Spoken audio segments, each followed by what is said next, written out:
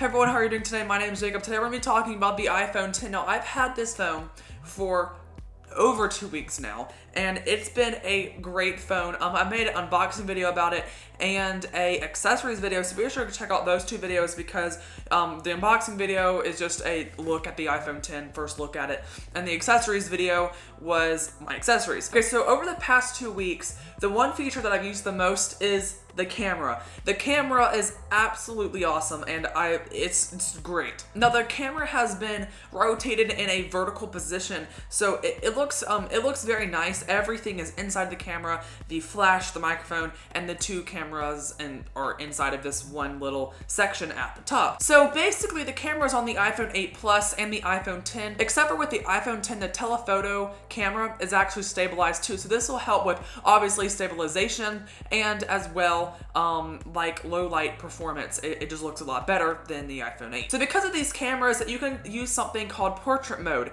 And with portrait mode, it takes the subject out of the background, blurs out the background, and just basically brings the subject out. And it looks really good. This was introduced with iPhone 7 Plus, and it was enabled with iPhone 8 Plus and iPhone 10.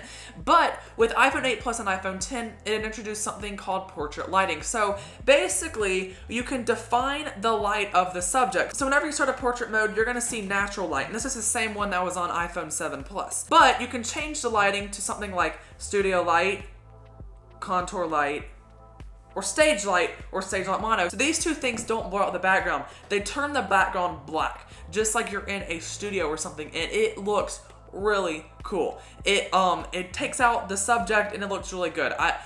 I really like this feature, and I can definitely use it way too much, for sure. I can use it a lot, and some people will get annoyed with that, but it's still really cool to have. Overall, with people, portrait lighting works very well, and you can see the difference in some pictures, and it looks really well. So like I said, they have natural light, studio light, contour light, stage light, and stage light mono. And stage light mono basically is just a black and white version of stage light. So with animals, portrait mode looks really good, and most of the time it works. Sometimes it doesn't, especially with all of the hair that animals have.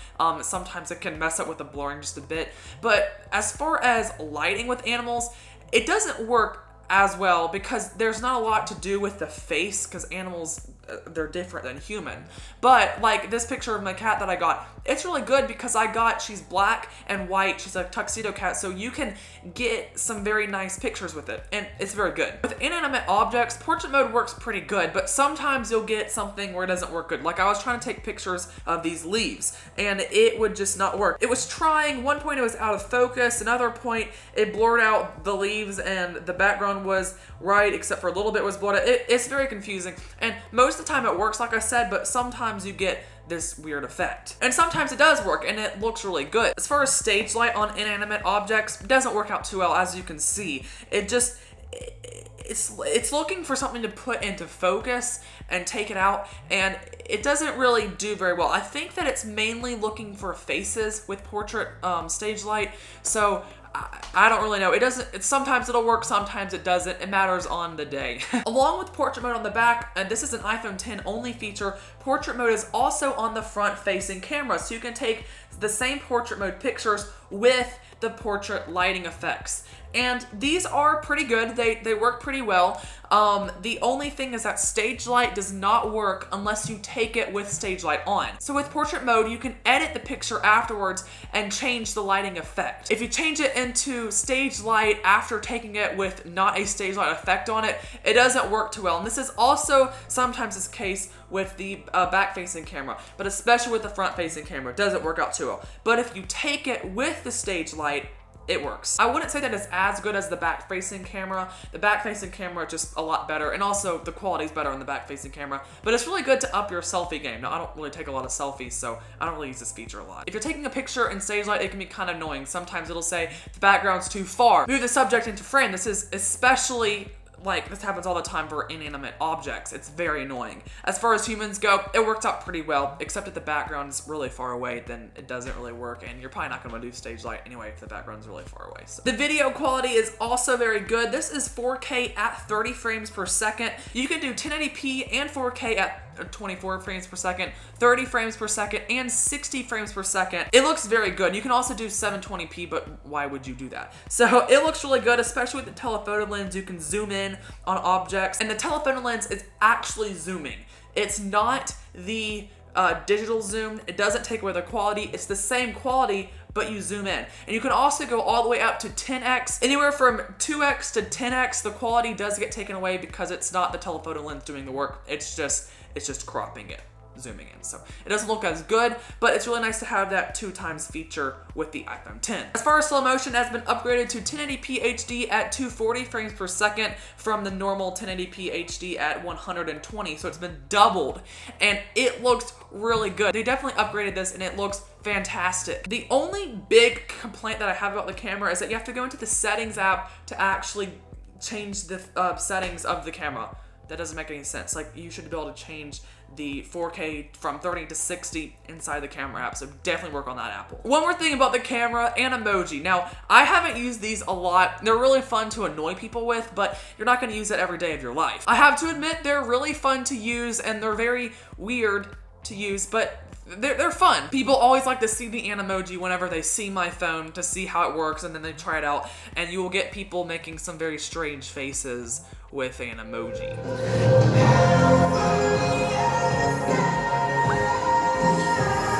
So in my unboxing video, I never really talked about the screen that much because it wasn't that big of a deal, and it's still not that big of a deal for me. It is a Super Retina display, so it looks very good. It has HDR on it, and the screen goes around the whole phone. It looks very good. It is also OLED, so that means the blacks are actually black. It looks very good, especially since I've never had an OLED device except for my Apple Watch.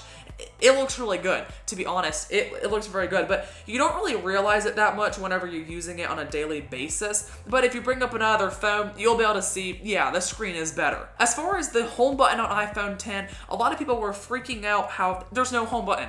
Everything is replaced by gestures, and it's not that big of a deal. About 5 minutes out of the box, I was used to gestures, and I'm not just saying that.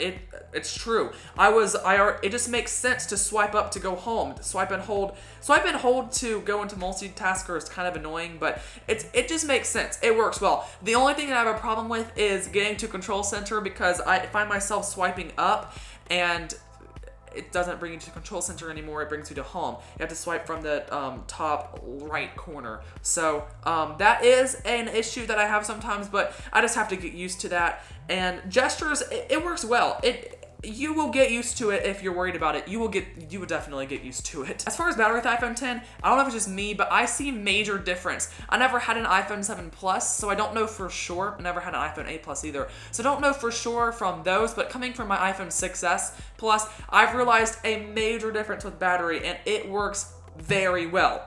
The battery lasts all day. As far as Face ID goes, it's cool. It works very well.